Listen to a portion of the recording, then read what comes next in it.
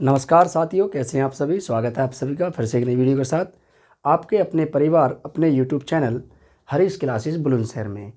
तो जैसा कि आपको पता है कि ज्योग्राफी की एक कंटिन्यू सीरीज़ आपकी आ ही रही है, तो हमने सोचा है कि क्यों ना एक हिस्ट्री की क्लास भी बीच बीच में लाई जाए।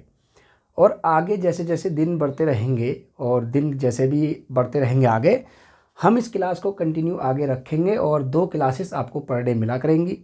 अभी दिन को लेकर के थोड़ी सी एक प्रॉब्लम है, समस्या है, तो दिन अभी छोटा है, बड़ा दिन हो जाएगा तो हम आपको कंटिन्यू 2 क्लास पर डे देंगे। तो बीच बीच में जो क्लासेस मेरी आ रही हैं, देखिए ज्योग्राफी की जो क्लासेस हैं मेरी कंटिन्यू शुरू हो चुकी है और लगभग 12 भाग अब तक डल चुके हैं उसमें। और ये इस समय जो प्राचीन भारत के इतिहास के अंतर्गत ये तीसरा भाग है और प्राचीन भारत के अंतर तीसरा भाग है ये, और इसको हम आज कंप्लीट करेंगे। और इसके अंतर्गत देखेंगे हम कौन कौन सी चीज़ें हैं, क्या क्या चीज़ें हैं, क्या क्या पूछा जाता है। ठीक है, प्राचीन भारत के इतिहास के अंतर्गत मैंने आपको जो क्लास कराई थी उसमें मैंने बताया था आपसे कि प्रापाषाण काल, मध्य पाषाण काल, नव पाषाण काल, एक बेसिक इंट्रोडक्शन मैंने वहाँ पे दिया था प्राचीन भारत के इतिहास का।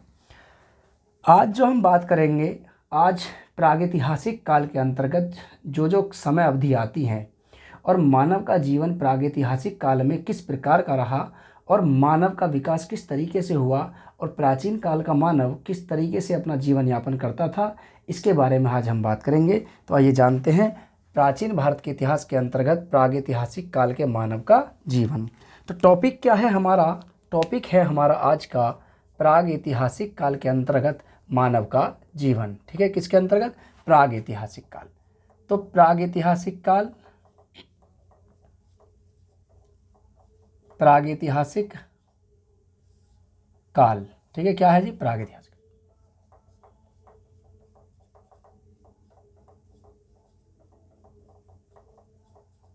प्रागैतिहासिक काल, प्रागैतिहासिक काल की बात करें तो प्रागैतिहासिक काल आपके कब से कब तक शुरू होता है। तो मैं प्रागैतिहासिक काल की बात करूं तो ये प्रारंभ होता है आपके, ये होता है कितने से? तो यहाँ की अगर हम बात करें कि प्रारंभिक समय इसका कितना होता है, तो वो होता है भारत में 20 लाख बीसी से। कितना? 20 लाख, 20 लाख बीसी से। ठीक है, मैं दूसरे से कलर लिख देता हूँ क्योंकि अभी यहाँ सही से चल नहीं रहा है। तो 20 लाख ईसा पूर्व, ईसा पूर्व, पूर्व से 2500 ईसा पूर्व तक ये समय अवधि चलती है आपके प्रागैतिहासिक काल के अंतर्गत।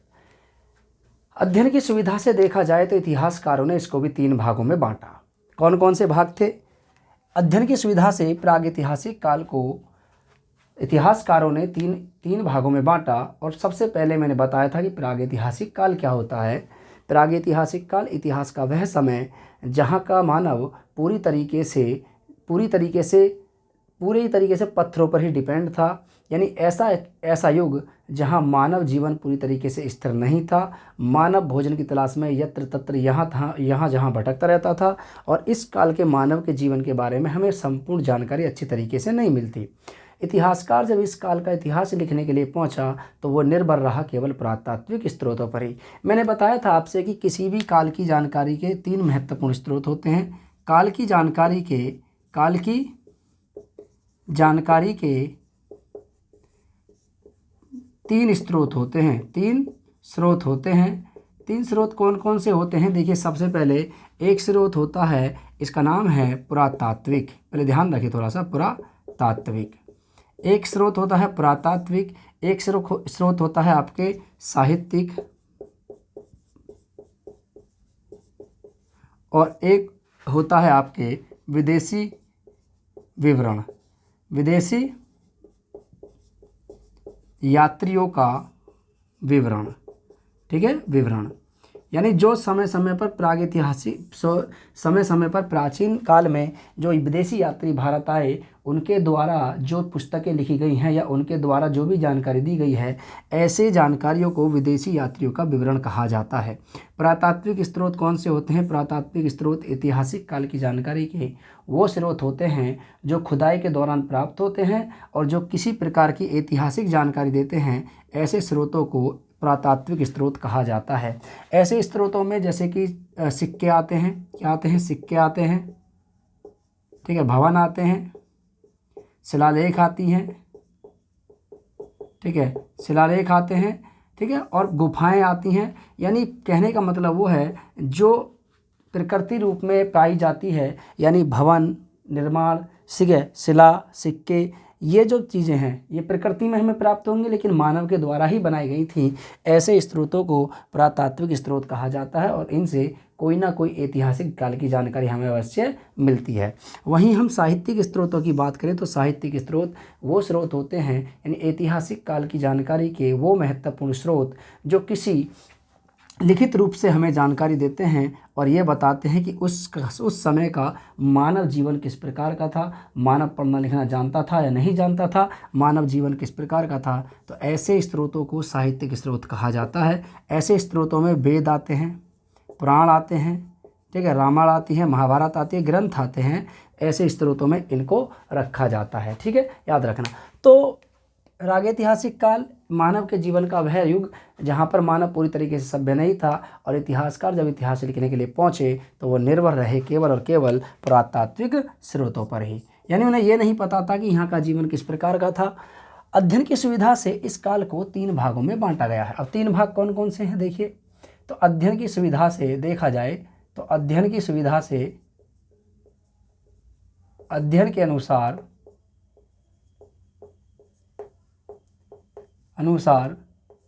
इसे 3 भागों में बांटा गया है। इसे कितने भागों में बांटा गया? 3 भागों में। कौन कौन से 3 भाग? एक है आपके पुरापाषाण काल, पुरापाषाण काल। एक है आपके मध्यपाषाण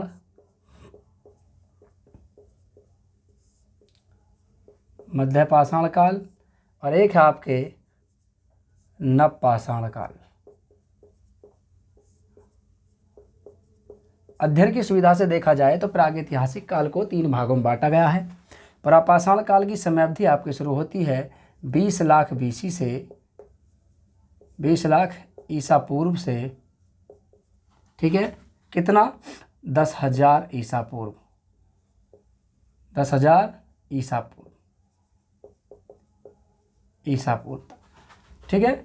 वहीं मध्यपाषाण काल की बात करें तो 10,000 ईसा पूर्व से, ठीक है, 4,000 ईसा पूर्व तक की जो समयावधि होती है इसे मध्यपाषाण काल कहा जाता है। और नवपाषाण काल की बात करें तो 4,000 ईसा पूर्व से 2500 ईसा पूर्व, 2500 ईसा पूर्व तक की समयावधि को कहा जाता है आपके नवपाषाण काल। क्या कहा जाता है? नवपाषाण काल कहा जाता है। मैं आगे बात करूं तो देखिए इसको भी इतिहासकारों ने, यानी नवपाषाण काल की यानी जो हम कह सकते हैं कि पुरापाषाण काल की जो समयावधि है ये बहुत लंबी समयावधि है, इसलिए इतिहासकारों ने इस पुरापाषाण काल की समयावधि को भी 3 भागों में बांटा। तो पुरापाषाण काल की हम बात करें, पुरापाषाण काल की बात करें तो यह युग प्रारंभ होता है आपके भारत में 20 लाख BC से, 20 लाख ईसा पूर्व से, ठीक है, कहाँ तक? ये शुरू होता है आपके 10,000 ईसा पूर्व तक, तो शुरुआत इसकी होती है भारत में 20 लाख ईसा पूर्व से लेकर के 10,000 ईसा पूर्व तक, यानी शुरुआत 20 लाख ईसा पूर्व में और ख़त्म होता है 10,000 ईसा पूर्व में। और इसके अंतर्गत क्योंकि ये इस इतिहास की भारत में सबसे लंबी समयावधि है, इसलिए इतिहासकारों ने अध्ययन की सुविधा से इसको भी 3 भागों में बांटा गया है। कौन सा 3 भाग मैं बात करूँ तो इसमें से एक भाग इसका है, इसको भी 3 भागों में बांटा गया है। एक है इसका पूर्व पुरापाषाण काल, पूर्व पुरापाषाण काल, पूर्व पुरापाषाण काल। एक है आपके मध्य पुरापाषाण काल, मध्य पुरापाषाण काल। और एक है आपके उच्च पुरापाषाण काल, उच्च पुरापाषाण काल। पूर्व पुरापाषाण काल की समयावधि की बात करें तो ये प्रारंभ होता है आपके 20 लाख बीसी से। कहाँ से जी? 20 लाख ईसा पूर्व से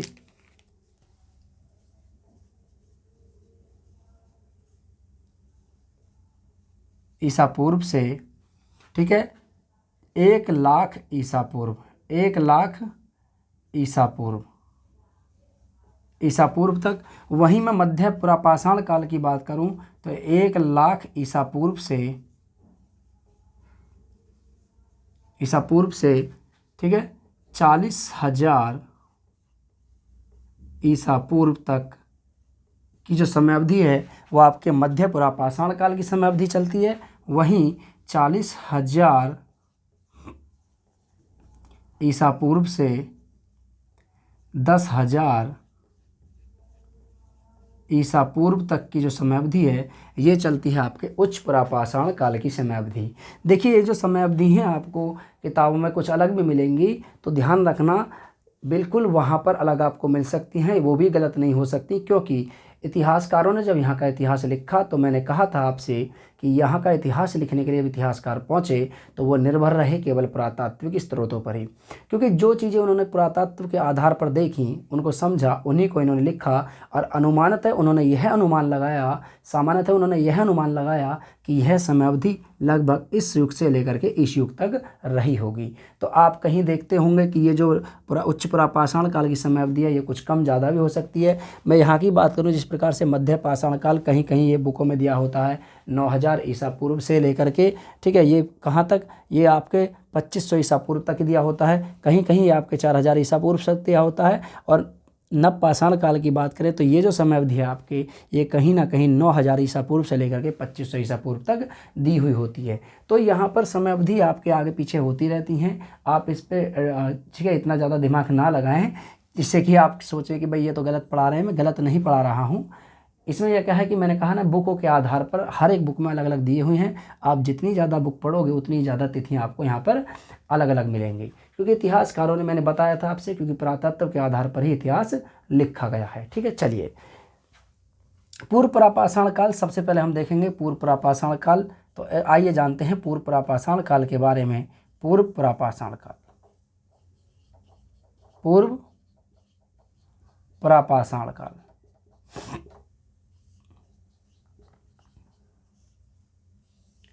पूर्व पुरापाषाण काल।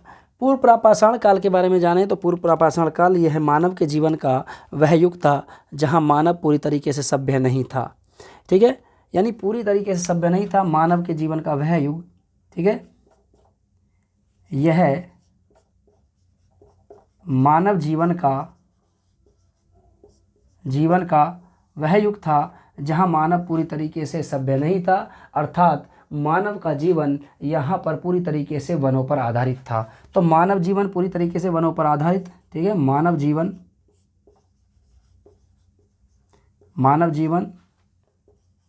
पूरे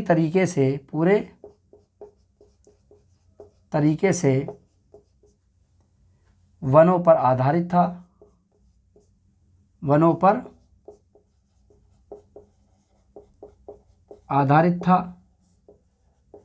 यानी यहाँ पर पूरी तरीके से मानव जीवन वनों पर आधारित था।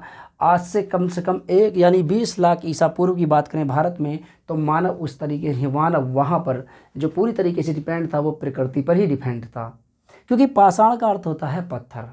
क्या होता है? पत्थर। और इस तरीके से यानी वह युग, इतिहास का वह युग जहाँ मानव पूरी तरीके से पत्थरों पर आधारित था। पत्थर ही उसके जीवन का मूलभूत आधार तत्व थे। जितने भी क्रियाकलाप थे, कार्यक्रम थे, वो सभी के सब पत्थर के द्वारा किए जा रहे थे। जैसे मानव के द्वारा शिकार करना पत्थरों के माध्यम से होता था। मानव पत्थरों की गुफाओं में रहता था। धीरे धीरे पहले पेड़ों पर रहता था, धीरे धीरे पेड़ों से उतर करके नीचे आया और इसने निवास स्थान पत्थरों को बनाना शुरू किया। तो मानव के जीवन में पूरी तरीके से पत्थर यहाँ पर महत्वपूर्ण थे और पूरी तरीके से मानव का जीवन पत्थरों पर ही आधारित था। और इसके आधार पर जो भोजन की तलाश में यहाँ वहाँ भटकता था तो पूरी तरीके से वनों में ही जाता था। वनों में रह करके मानव ठीक है जानवरों का शिकार करता था और भोजन की तलाश में यहाँ वहाँ भटकता रहता था। तो अर्थात हम कह सकते हैं कि पूर्व प्रापाषाण काल मानव का वह युग था जहाँ मानव पूरी तरीके से वनों पर आधारित था, पत्थरों पर आधारित था और भोजन की तलाश में, ठीक है, भोजन की तलाश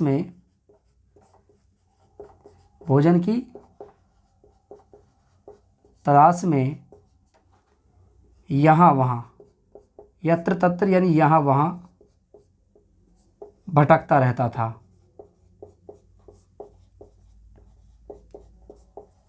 यानी यहाँ का मानव भोजन इकट्ठा करने के लिए, किसके लिए? भोजन के लिए आखेटक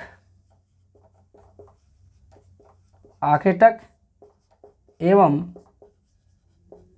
खाद्य संग्राहक था।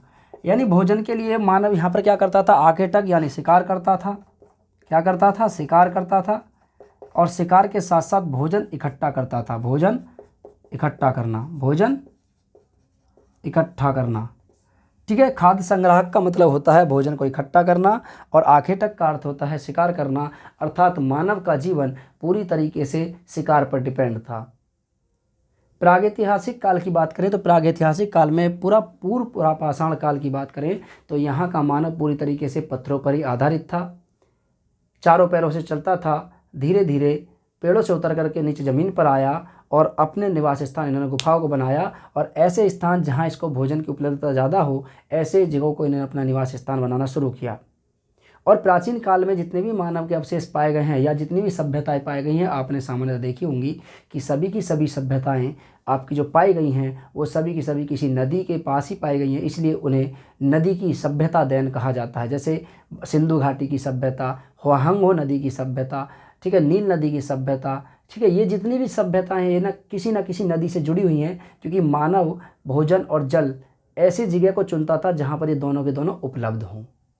और इसीलिए मानव जितनी भी सभ्यताएं आज तक आपको मिली हैं वो किसी न किसी नदी से जुड़ाव रखती हैं, ठीक है। चलिए, तो ये भोजन इकट्ठा करता था, आखेटक की भूमिका निभाता था, नहीं शिकार करता था और कच्चा मांस खा रहा था। यहाँ पे जो भी मिल जाता था उसे खाने लग जाता था। मानव कच्चा मांस खाता था। धीरे धीरे उसके मानव के जीवन में अभी परिवर्तन तो नहीं आएगा लेकिन धीरे धीरे मानव का जीवन चल रहा था, ठीक है। चलिए आगे बात करें। यहाँ पर कुछ पशुओं के अवशेष पाए गए हैं, यानी पुरापाषाण काल में पशुओं के कुछ अवशेष पाए गए हैं, पशुओं के अवशेष, ठीक है। तो पुरापाषाण काल में मैं लिख देता हूँ यहाँ पे,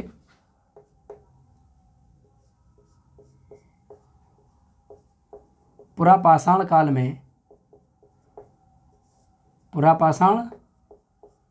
काल में विभिन्न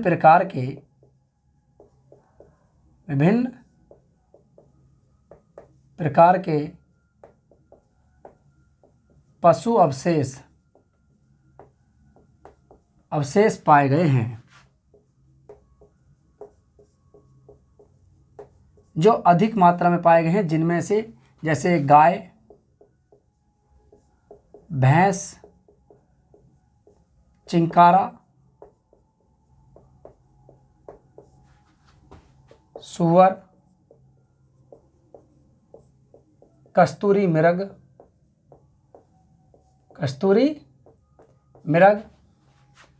हाथी, दरियाई घोड़ा,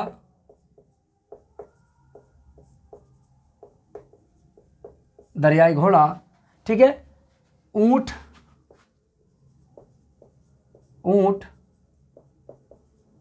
घोड़े आदि, ठीक है, आदि।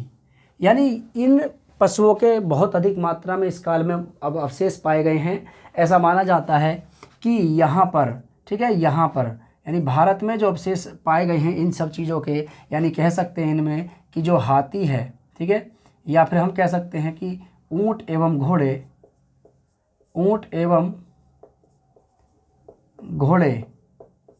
भारत में उत्तरी अमेरिका का से आए थे। ठीक है, उत्तरी अमेरिका से भारत आए, उत्तरी अमेरिका से आए, ठीक है, जिसमें हाथी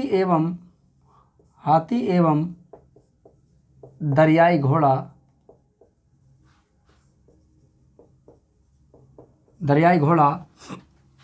अफ्रीका महाद्वीप से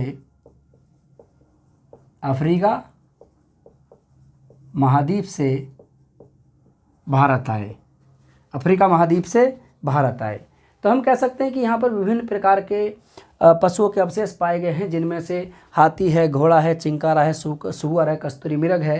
ठीक है, इस प्रकार से यहाँ पर बहुत अन्य प्रकार के यानी विभिन्न प्रकार के पशुओं के अवशेष पाए गए हैं, जिनमें से ये माना जाता है कि ऊँट एवं घोड़े के अवशेष जो पाए गए हैं भारत में, वो भारत में आए कहाँ से हैं, तो वो उत्तरी अमेरिका महाद्वीप से आए हैं, जबकि हाथी एवं दरियाई घोड़े के अवशेष अफ्रीका महाद्वीप से भारत आए। यानी वो जो जानवर थे वो पहले जी कहाँ से आए थे, अफ्रीका महाद्वीप से। ये वह भी अफ्रीका महाद्वीप, क्योंकि हम बात कर रहे हैं आज से लगभग 20 लाख ईसा पूर्व से, और यहाँ पर तो 20 लाख ईसा पूर्व में तो मानव के अवशेष पाए गए थे। लेकिन इससे पहले क्या मानव भारत में नहीं रहता था? तो मानव ही नहीं बल्कि मानव के साथ बहुत सारे पशु भी रहते थे।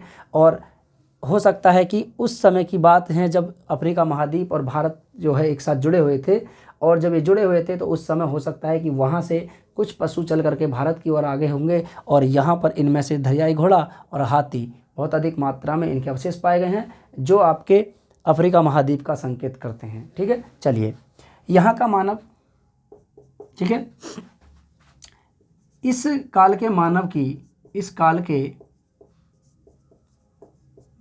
की ठीक है सबसे महत्वपूर्ण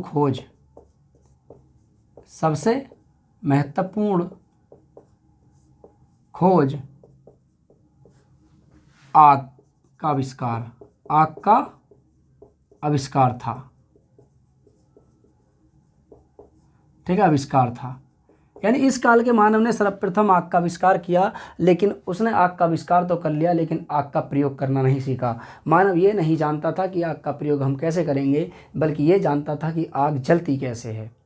लेकिन ये जो आग थी मानव के जीवन में अचानक उत्पन्न हुई एक आविष्कार था। ये होता क्या था, मैंने बताऊं किस प्रकार से मानव के द्वारा आग की खोज हुई। देखिए, मैंने कहा था कि यहाँ पर जो पूरी तरीके से पत्थरों का प्रयोग किया जाता था मानव के द्वारा, वो पूरी तरीके से बड़े आकार के पत्थर होते थे। मानव एक विशालकाय था, और जिस तरीके से मानव का शरीर हुआ करता था, उसी तरीके से पशुओं के भी शरीर हुआ करते थे। तो मानव अपने बचाव के लिए और अपने खाने के लिए कुछ पशुओं का शिकार करता था, और अपने बचाव के लिए कुछ पशुओं से, ठीक है, अपने बचाव के लिए उन पत्थरों का प्रयोग करता था, जिससे पत्थरों को उनके फेंक के मार दें, जिससे कि पशु हमसे दूर रहें। और जब पत्थरों का प्रयोग करता था, दूर दूर तक फेंक के मारता था, तो अचानक जब पत्थर आपस में टकराए तो वहाँ से एक चिंगारी उत्पन्न हुई, और इसी प्रकार उत्पन्न हुई थी आपके आग। तो मानव के द्वारा अचानक की गई खोज आग थी। आग का आविष्कार तो मानव यहीं पर कर लेता है पुरापाषाण काल में, लेकिन मानव के द्वारा आग का प्रयोग नवपाषाण काल में किया गया।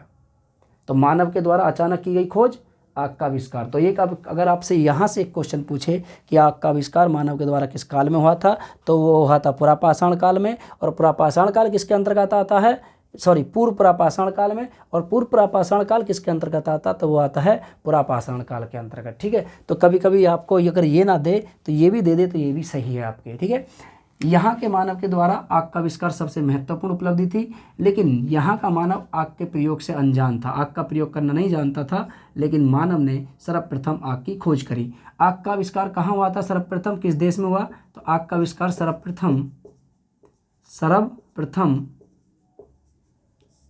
चीन, ठीक है, चीन में माना जाता है। और सर्वप्रथम जिस मानव ने आग की खोज करी, ठीक है, आग की खोज करने वाला मानव कौन सा था, आग की खोज करने वाला मानव करने वाला मानव, ठीक है, इसे कहते हैं पिकिंग मानव। क्या बोलते हैं? पिकिंग मानव। पिकिंग मानव या इसी को कहा जाता है पिकिंग मानव या जावा मानव। जावा मानव। और ये माना जाता है कि इसके द्वारा यानी इस मानव के द्वारा सर्वप्रथम आग की खोज की गई थी और चीन देश में आग का आविष्कार हुआ था सर्वप्रथम। लेकिन इस काल का मानव आग के प्रयोग के बारे में नहीं जानता था। आग जलाना जानता था लेकिन आग को बुझाएं कैसे ये नहीं जानता था। ठीक है। और आग जब इसके जीवन में आग एक महत्वपूर्ण उपलब्धि थी, खोज एक महत्वपूर्ण खोज थी, तो मानव के जीवन में एक नई प्रकार की ऊर्जा आई। ठीक है। चलिए, यहाँ का मानव यानी किस काल का? इस काल का मानव, इस काल का मानव बड़े आकार के क्वार्टजाइट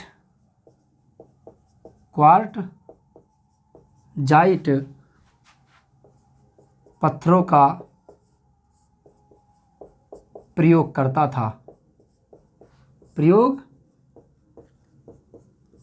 करता था।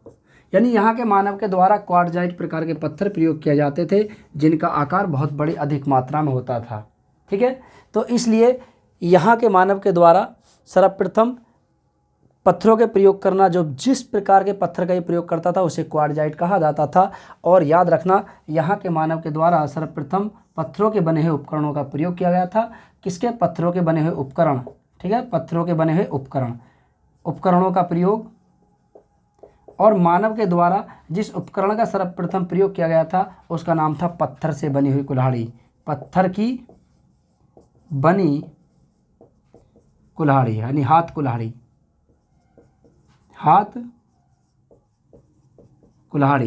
पत्थर की बनी हुई हाथ कुल्हाड़ी थी, इसे हैंड एक्स कहते थे। इसकी खोज 1863 में रॉबर्ट ब्रूसफुट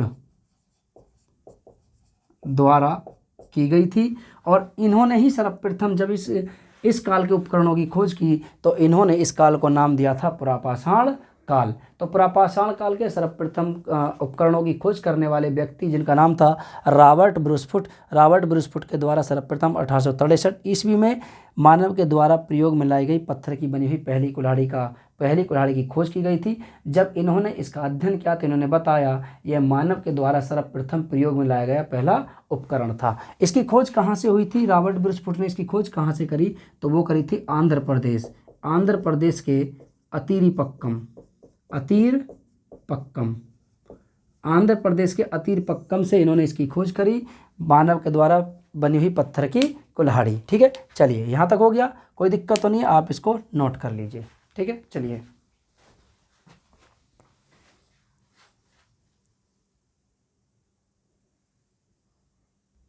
ठीक है, यहाँ तक हो गया। आगे देखिए, नेक्स्ट क्या है? देखिए नेक्स्ट, यहाँ तक हो गया, इसको नोट कर लिया। यहाँ पे देखिए, आइए,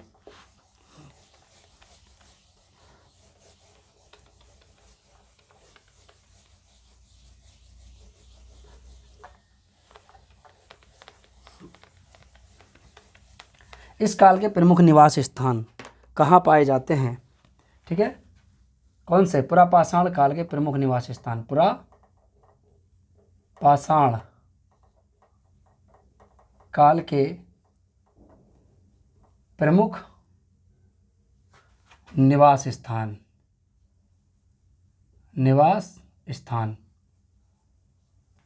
पुरापाषाण काल के प्रमुख निवास स्थानों की बात करें तो पुरापाषाण काल के जो प्रमुख निवास स्थान है ये कई जगह से पाए गए हैं। जैसे, ठीक है,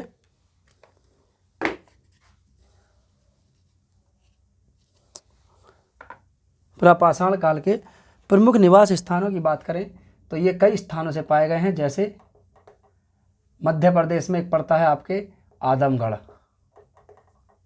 आदमगढ़ एमपी। ठीक है, आदमगढ़ एमपी मध्य प्रदेश। ठीक है, आदमगढ़ MP। मध्य प्रदेश भीमबेटका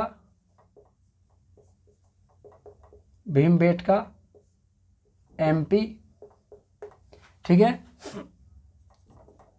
है, हथनौरा MP। नंबर 4, इसके साथ साथ सोहन नदी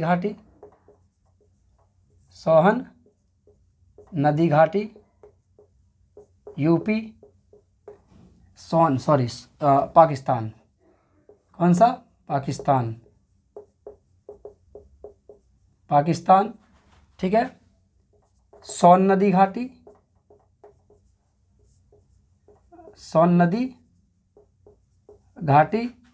UP,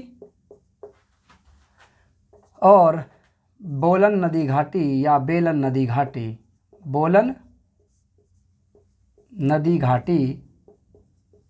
ये आपके ये भी UP में पड़ता है। ठीक है, बोलन नदी घाटी ये भी उत्तर प्रदेश में पड़ता है। अगर मैं मैपिंग के माध्यम से बताऊं कि आपकी कहाँ कहाँ स्थित है, तो आप यहाँ मैप देखिए, आप मैप को एनालिसिस कीजिए अच्छी तरीके से। ठीक है, आपके सब कुछ समझ में यहीं पर आ जाएगा। ये मैप है। मैप अगर अच्छा लगे तो वीडियो को लाइक कर दीजिए।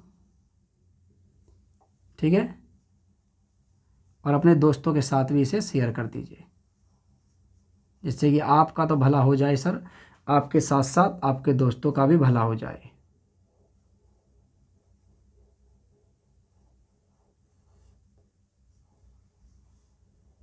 ठीक है, ये मैप है, और इसके आधार पर देखिए कहाँ कहाँ स्थित है ये। सोहन नदी घाटी आपके पता है कि यहाँ से एक नदी निकलती है, इसका नाम है सिंधु नदी, और यहीं पर यहाँ से यानी पाकिस्तान से ही निकलती है एक सोहन नदी। तो यहाँ पर जो स्थित है इसका नाम है सोहन नदी घाटी। क्या नाम है? सोहन नदी घाटी। ये सोहन नदी घाटी है। यहाँ पर पड़ता है सर आपके, इसका नाम है भीमबेटका, मध्य प्रदेश में भीमबेटका। ये भीमबेटका है। यहाँ की बात करें तो सर यहाँ पे पड़ता है आपके आदमगढ़। क्या पड़ता है? आदमगढ़। आजमगढ़ नहीं, आदमगढ़। ठीक है, ये भी मध्य प्रदेश में है सर। यहाँ पर जस्ट इसके नीचे पड़ता है, इसका नाम है हथनौरा। यहाँ पर भी सर ये तीनों के तीनों मध्य प्रदेश में हैं। इसके साथ साथ यहाँ पे इसका नाम है सोन नदी घाटी। क्या नाम है? सोन नदी घाटी। और सर यहाँ पे पड़ता है, इसका नाम है बेलन नदी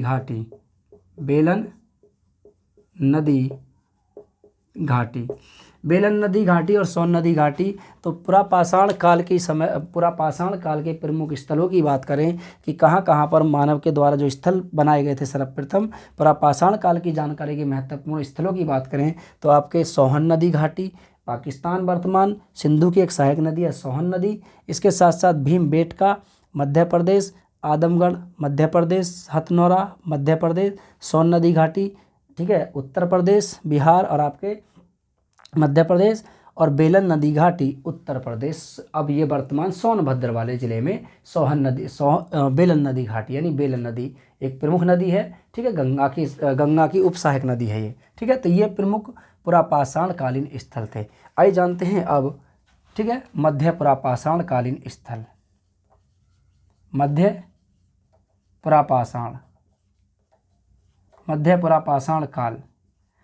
पुरापाषाण काल की बात करूं तो ये मानव के जीवन का वह युग था जहां मानव अब धीरे धीरे अपने आप को स्थायी करने लगा, लेकिन पूरी तरीके से स्थायी नहीं हो पाया।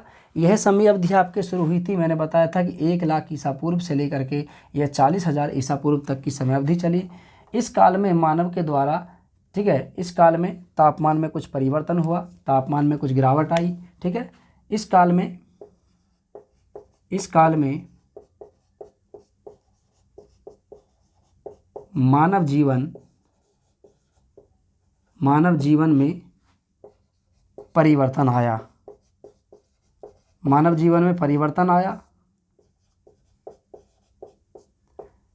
तापमान में गिरावट हुई, तापमान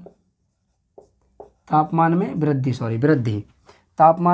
हुई। तापमान में वृद्धि के साथ साथ मानव के जीवन को एक नई ऊर्जा प्रदान हुई। क्योंकि ये जो युग चल रहा था पूरे का पूरा, ये जो युग चल रहा था ये पूरे का पूरा प्लेस्टोसिन युग चल रहा था, यानी कहने का मतलब है पूरी तरीके से हिम युग चल रहा था। धीरे धीरे तापमान में वृद्धि हुई और तापमान में वृद्धि के साथ साथ मानव का जीवन पूरी तरीके से यहाँ पर चेंज होने लगा। पहले मानव जिन पत्थरों का प्रयोग करता था, मैंने कहा था कि इस काल में मानव के द्वारा क्वार्टजाइट पत्थरों का प्रयोग होता था। तो इस काल में मानव, ठीक है, तापमान में वृद्धि हुई, यहाँ लिख देता हूँ मैं, इस काल में, ठीक है, यहाँ लिख देता हूँ, इस काल में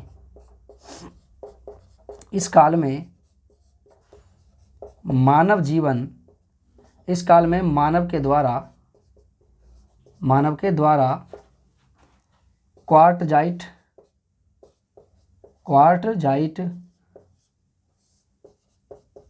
पत्थरों के स्थान पर जैस्पर, फ्लिंट और चर्ट जैसे पत्थरों का उपयोग किया जाने लगा। यानी कह सकते हैं कि मानव ने अपने आप को थोड़ा सा परिवर्तन कर लिया और मानव अब क्वार्टजाइट पत्थर यानी बड़े पत्थरों के स्थान पर कहीं ना कहीं उससे थोड़े छोटे आकार के पत्थरों का प्रयोग करने लगा। लेकिन पत्थरों का अभी भी प्रयोग करने का तरीका उतना ही था, लेकिन थोड़ा बहुत परिवर्तन आया। पहले जो क्वार्टजाइट प्रकार के पत्थर इस्तेमाल होते थे, अब उसके स्थान पर कुछ हल्के पत्थर जो ज़्यादा दूरी तक फेंके जा सके, ऐसे पत्थरों का मानव इस्तेमाल करने लगा। और अचानक जो कुल्हाड़ी थी, देखिए इस तरीके से यहाँ पर अचानक मानव के जीवन में ये सब चीज़ें नहीं आई हैं। मानव पहले क्या करता था, मानव के जीवन की घटना बहुत महत्वपूर्ण थी कि मानव के द्वारा जो पत्थर की बनी हुई कुल्हाड़ी का आविष्कार अचानक एक साथ नहीं हुआ, बल्कि इसका भी ऐसा नहीं था कि मानव नहीं जानता था। मानव के द्वारा हुआ क्या था कि जब मानव शिकार करता था तो बड़े बड़े पत्थरों का इस्तेमाल करता था, और जब मानव बड़े बड़े पत्थरों का इस्तेमाल करता था तो मानव क्या करता था, जब पशुओं में पत्थरों को फेंक करके मारता था, वो पत्थर कहीं ना कहीं उनके शरीर से टकरा कर गिर जाते थे, जिससे मानव जख्मी तो हो जाता था लेकिन मरता नहीं था। जब पत्थरों को फेंक करके मारने लगा तो क्वार्टजाइट पत्थरों के स्थान पर उसने इस प्रकार के पत्थरों का यानी चौंसदार पत्थरों का इस्तेमाल करना शुरू कर दिया। तो अचानक हुआ क्या कि जब इसने फेंक करके मारना शुरू किए मानव ने पत्थर, तो मानव ने देखा कि जो ये पत्थर हम अब मार रहे हैं, अब जो प्रयोग कर रहे हैं, वो पत्थर ना कि उनकी चमड़ी को भेद रहा है, ना कि पशुओं को मार रहा है, बल्कि उनकी चमड़ी को भेद भी रहा है। भेद का मतलब उसको फाड़ रहा है। इस तरीके से मानव के मस्तिष्क का थोड़ा सा विकास हुआ और मानव ने सोचा कि हम इतने बड़े पत्थरों का, गोल आकार के पत्थरों का प्रयोग कर रहे हैं, तो क्यों ना अब उसके स्थान पर कुछ अलग प्रकार के पत्थरों का प्रयोग किया जाए। और मानव के जीवन में यहाँ पर कुछ थोड़ा परिवर्तन हुआ, ठीक है। बल्कि मानव यहाँ पर छोटे बड़े यानी बड़े जो उसको लगता था कि ये असंभव है, ऐसे जानवरों का शिकार करना असंभव है, उन जानवरों का भी शिकार करना इसने शुरू कर दिया, ठीक है। चलिए आगे चलते हैं। अब आगे इस काल के प्रमुख महत्वपूर्ण स्थलों की बात करें तो इसमें से आपके आते हैं, नेवासा आता है, ठीक है, नेवासा है, आदमगढ़ है, ठीक है, इसके साथ साथ भीमबेटका है, डीडवाना है। ये प्रमुख स्थल इस काल के प्रमुख स्थल माने जाते हैं। मैं यही बता देता हूँ कि मध्य पुरापाषाण काल के प्रमुख उपकरण कौन से हैं। एक तो आपके भीमबेटका ही है, ये भी है, आदमगढ़ भी है, इसके साथ साथ सर यहाँ पड़ता है डीडवाना ये मध्य प्रदेश में पड़ता है, ये भी। इसके साथ साथ सर सोन नदी घाटी, यहाँ भी इसके ही संकेत पाए जाते हैं पुरापाषाण काल के, मध्य पुरापाषाण काल के, ठीक है। चलिए आगे बात करें तो अगला जो काल है हमारा वो है उच्च पुरापाषाण काल। कौन सा है? उच्च पुरापाषाण काल।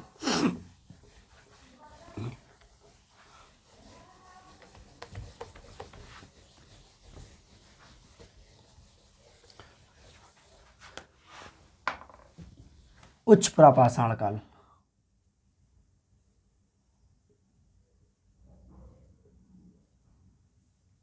उच्च पुरापाषाण काल, ठीक है। उच्च पुरापाषाण काल की बात करें तो यहाँ पर मानव के जीवन में बहुत महत्वपूर्ण परिवर्तन हुआ, ठीक है। मानव जीवन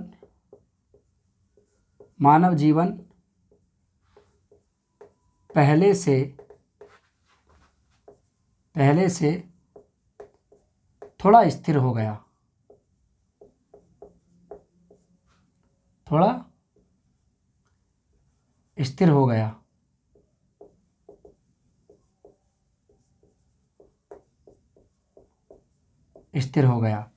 ठीक है। मानव जीवन यहाँ पर पहले से थोड़ा स्थिर हो गया और मानव के द्वारा यहाँ पर, यानी यहाँ पर देखा जाए तो यहाँ इस काल में तापमान पूरी तरीके से परिवर्तित हो गया,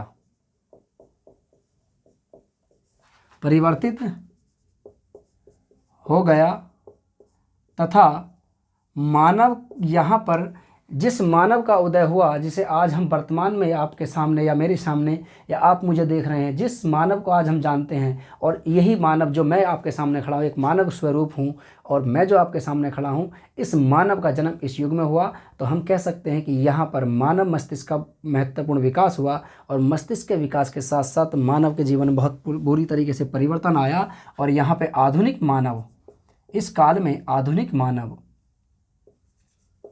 इस काल में आधुनिक मानव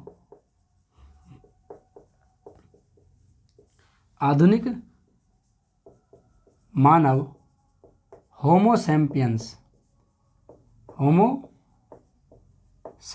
का उदय हुआ। ठीक है, याद रखना, इस काल में आधुनिक मानव होमो सैपियंस का उदय हुआ। ठीक है, चलिए इस काल के महत्वपूर्ण निवास की बात करें तो वही हैं आदमगढ़ भीमबेटका, यानी कह सकते हैं हम उच्च पुरापाषाण काल की महत्वपूर्ण जानकारी के स्रोत और उच्च पुरापाषाण काल के सबसे महत्वपूर्ण निवास स्थान वही हैं जो मध्य पुरापाषाण काल और आपके पूर्व पुरापाषाण काल के स्थल हैं, वही आपके उच्च पुरापाषाण काल के प्रमुख निवास स्थल हैं। ठीक है, चलिए अब जो हमारा अगला जो आता है इसका नाम है, देखिए अभी तक जो हमने पढ़ा वो पुरापाषाण काल पढ़ा, अब जो हम पढ़ेंगे वो है मध्यपाषाण काल। ठीक है, मध्यपाषाण काल।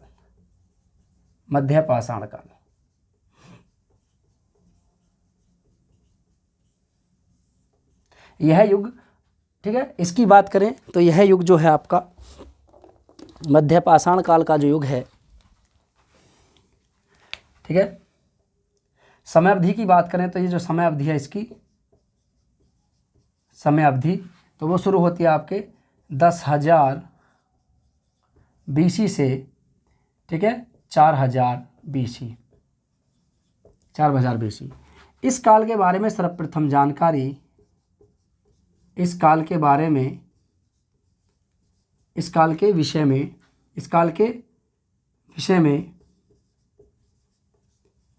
में सर्वप्रथम जानकारी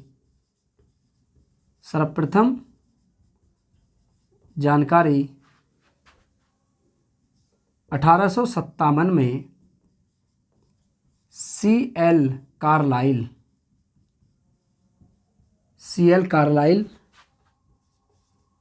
द्वारा दी गई। C.L. कार्लाइल द्वारा दी गई थी। इन्होंने किस आधार पर इस काल की जानकारी दी और इन्होंने इस काल को किस आधार पर बताया कि ये काल इससे संबंधित है? तो देखिए इन्होंने क्या करा था, एक पहाड़ी पड़ती है, मैंने आपसे बताया था विंध्यन पहाड़ियाँ। तो विंध्यन पहाड़ियों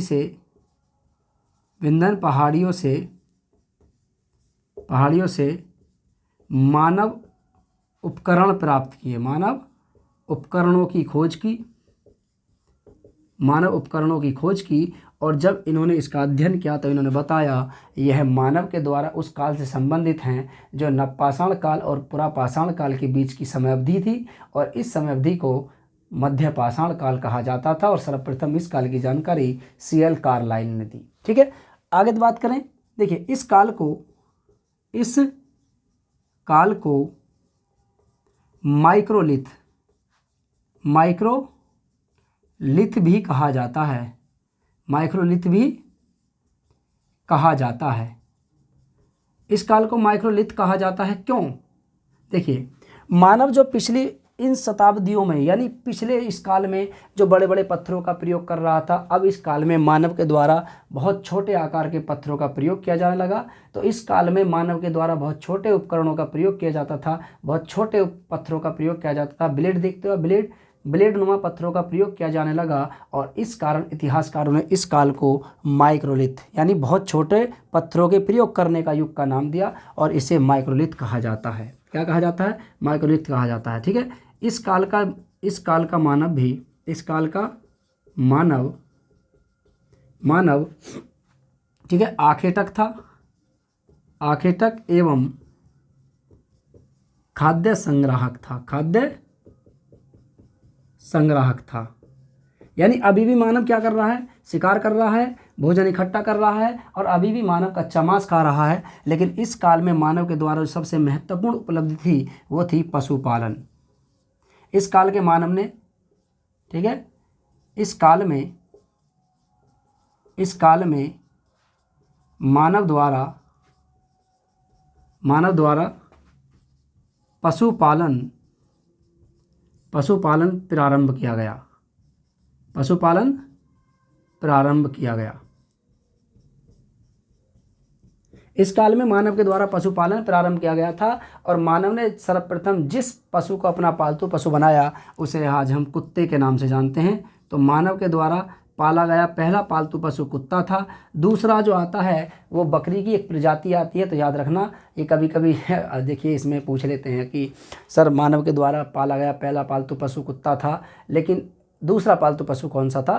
देखिए दूसरे और तीसरे के बारे में हम स्पष्ट तरीके से सही जानकारी नहीं दे सकते, लेकिन इसके बारे में सही जानकारी भी, इसके बारे में हम ये भी नहीं कह सकते कि क्या वो कुत्ता ही था या अन्य कोई पशु था। लेकिन कुत्ते के साक्ष्य इस तरीके से पाए जाते हैं क्योंकि अधिकतर मानव के द्वारा जो मानव के कंकाल पाए गए हैं, मानव अवशेष पाए गए हैं, उनमें अधिकतर मानव के साथ साथ कुत्ते के अवशेष भी पाए गए हैं। इसलिए इतिहासकारों ने ये माना कि हो सकता है कि मानव ने जिस पशुओं को सबसे पहले पालतू पशु बनाया वो कुत्ता ही था, क्योंकि कुत्ते के अवशेष ज़्यादातर पाए गए हैं। और कहाँ से पाए गए हैं?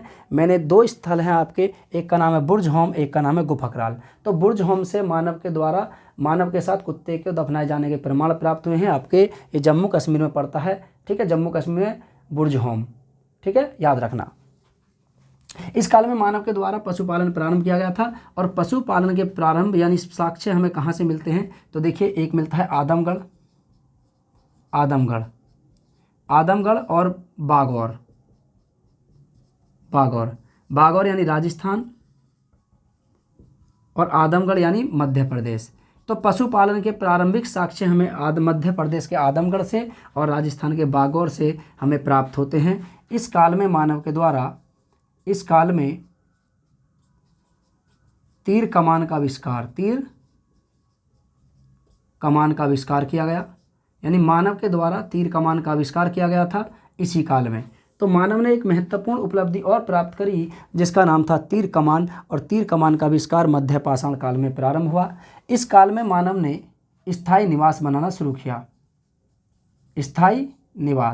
लेकिन पूरी तरीके से स्थायी निवास नहीं बना पाया क्योंकि मानव अभी भी भोजन की तलाश में यहाँ वहाँ भटक रहा है, कच्चा मांस खा रहा है, ठीक है, और खाद्य संग्राहक था, फल फूल खा रहा था, कंदमूल खा रहा था। अभी भी मानव जीवन पूरी तरीके से स्थिर नहीं था। भोजन की तलाश में यहाँ से वहाँ भटकना ये मानव की प्रकृति थी और एक प्रवृत्ति थी। तो मानव की प्रवृत्ति क्या थी? भोजन की तलाश में यहाँ वहाँ भटकना, कच्चा मांस खाना। लेकिन आग का खोज तो इसने पहले ही कर ली थी, लेकिन आग का प्रयोग करना ये नहीं जानता था, नहीं पता था इसे कि आग का प्रयोग हम कैसे करेंगे। तो अभी भी मानव स्थायी नहीं है, लेकिन यहाँ पे स्थायी निवास इसने बना लिए थे। स्थायी निवास हमें कहाँ से मिलते हैं? तो सराय नाहर, ठीक है, सराय नाहर और महदहा।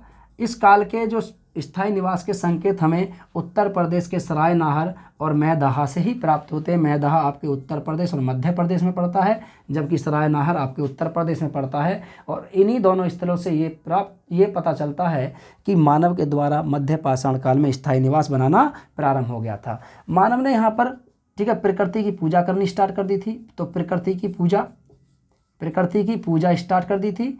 प्रकृति के रूप में पूजता था, प्रकृति को पूजता था, ठीक है। और इसी के साथ साथ मानव ने यहाँ पर शवों को दफनाने का प्रमाण प्राप्त किया, शवों को दफनाना सीख लिया। पहले जो मानव जो उसके सागे संबंधी कोई ख़त्म हो जाता था उसको खुले में छोड़ देता था, लेकिन यहाँ पर मानव को समझ आया कि जो लोग मर जाते हैं या जिन लोगों की मृत्यु हो जाती है तो उनको दफनाना सबसे बेहतर होता है। तो समाधान पद्धति का यहाँ पे आविष्कार किया गया था। प्रकृति की पूजा यानी मातृ देवी की पूजा प्रारंभ करी गई थी। तीर कमान का आविष्कार किया गया था। स्थायी निवास बनाना शुरू किया और इसके साथ साथ सबसे महत्वपूर्ण उपलब्धि थी वो थी पशुपालन। ठीक है, चलिए तो मध्य पाषाण काल हो गया, आपके पुरापाषाण काल हो गया, आप इसको नोट कर लीजिए। फिर चलते हैं आपके नवपाषाण काल में। ठीक है, इधर बता देता हूँ नवपाषाण काल। ठीक है, चलिए आप स्क्रीनशॉट ले लेना इसका। नवपाषाण काल,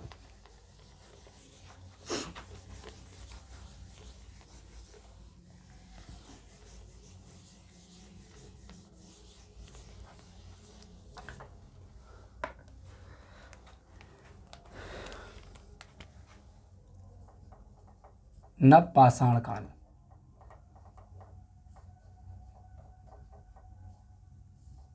नवपाषाण काल, ठीक है। नवपाषाण काल की बात करें तो देखिए नवपाषाण काल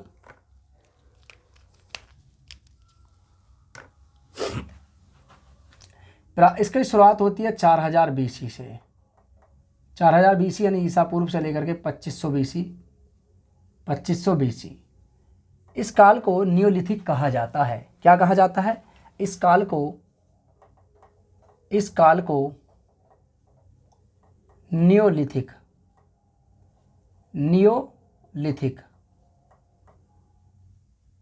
को नियोलिथिक कहा जाता है। क्यों कहा जाता है इसे नियोलिथिक?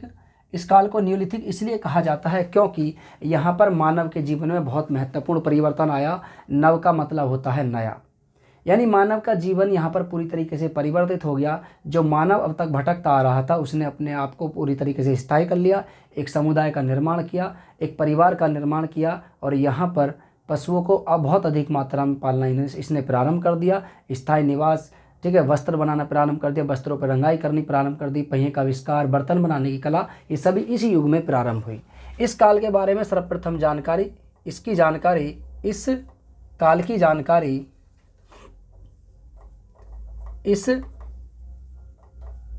की जानकारी सर्वप्रथम, ठीक है, 1865 में जॉन इवांस ने दी। जॉन इवांस ने इस काल के बारे में सर्वप्रथम बताया। 1865 में इन्होंने इस काल को नियोलिथिक कहा और इन्होंने सर्वप्रथम इस काल के 1865 में जानकारी दी। इस काल के सर्वप्रथम उपकरणों की खोज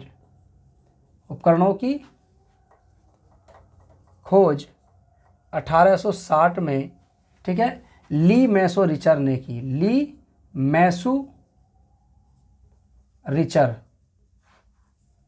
की थी। ठीक है, की थी कहाँ से? नर्मदा नदी घाटी से इस काल के उपकरणों की इन्होंने जानकारी दी। ठीक है, इन्होंने सर्वप्रथम उपकरण प्राप्त किए। इस काल में मानव के द्वारा की गई उपलब्धियां यानी खोज, ठीक है, प्रमुख खोज देखिए कौन कौन सी हैं।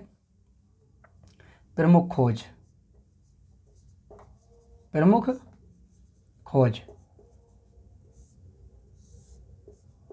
खोज की बात करें तो कौन कौन सी महत्वपूर्ण खोज है देखिए। आग का प्रयोग, मानव के द्वारा इस काल में आग का प्रयोग किया गया था। नंबर 2, पहिए का आविष्कार, पहिए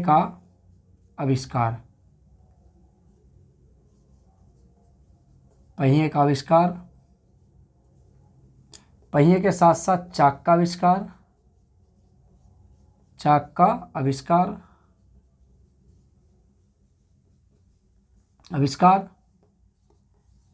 ठीक है, मृद भांड का निर्माण यानी मिट्टी के बर्तन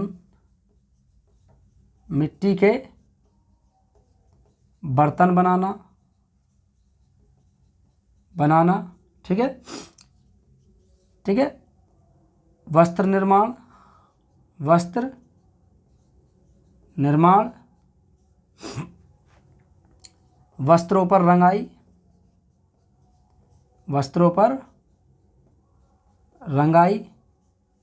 ठीक है।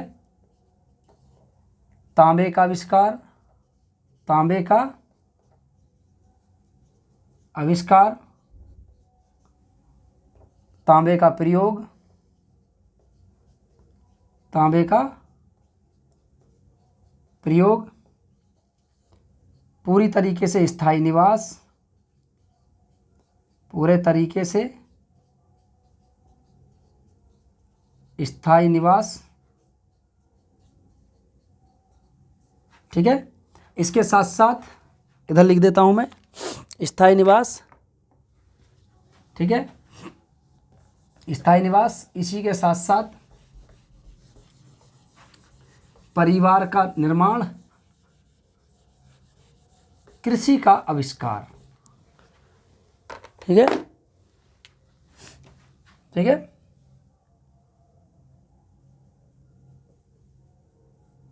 परिवार का निर्माण,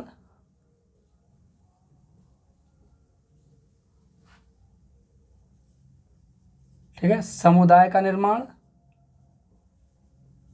समुदाय का निर्माण, और सबसे महत्वपूर्ण उपलब्धि थी कृषि का आविष्कार, कृषि का आविष्कार, आविष्कार, ठीक है। देखिए तांबे की बात करें तो देखिए तांबे का आविष्कार मानव के द्वारा प्रयोग में लाई गई पहली धातु, ठीक है।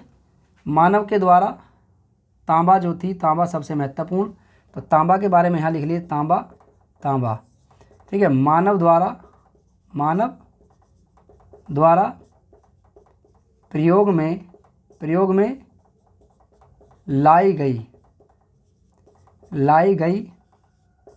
पहली धातु, पहली धातु तांबा, तांबा थी। इसकी खोज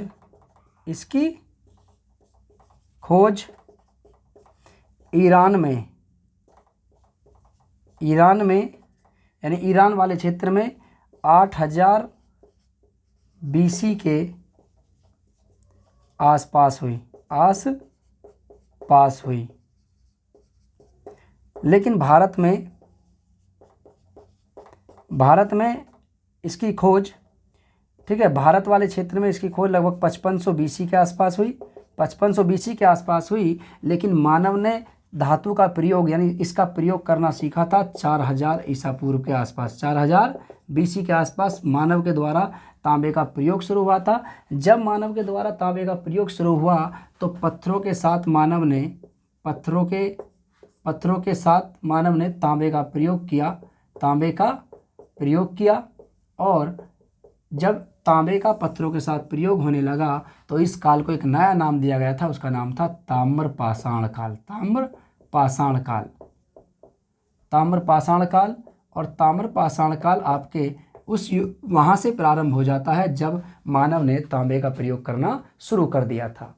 तो ये 4000 BC से लेकर के 2500 ईसा पूर्व तक तांबे का प्रयोग बहुत अधिक मात्रा में होने लगा, लेकिन सिंधु घाटी सभ्यता के लोगों ने तांबे और टिन को मिलाकर के एक नई धातु का निर्माण किया, मिश्रित धातु का निर्माण किया, जिसे हम कांसे के नाम से जानते हैं। तो वहाँ पर तांबे का प्रयोग थोड़ा कम होने लगा, लेकिन कांसे का प्रयोग बहुत अधिक मात्रा में होने लगा था। तो ताम्रपाषाण काल, ताम्र का मतलब होता है तांबा, पाषाण का अर्थ होता है पत्थर। तो मानव ने तांबे के साथ साथ पत्थरों का प्रयोग करना सीख लिया और इस युग को नाम दिया गया था ताम्रपाषाण काल। ये इसकी समयावधि, ये जो अगर आपसे पूछा जाए, क्वेश्चन याद है क्योंकि पैट 2021 में क्वेश्चन पूछा गया था।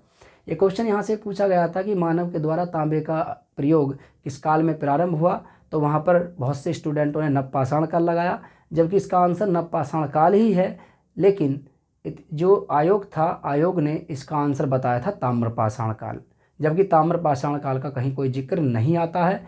केवल नवपाषाण काल की समयावधि को ही ताम्रपाषाण काल में कन्वर्ट किया गया था, क्योंकि तांबे का बहुत अधिक मात्रा में मानव के द्वारा प्रयोग होने लगा।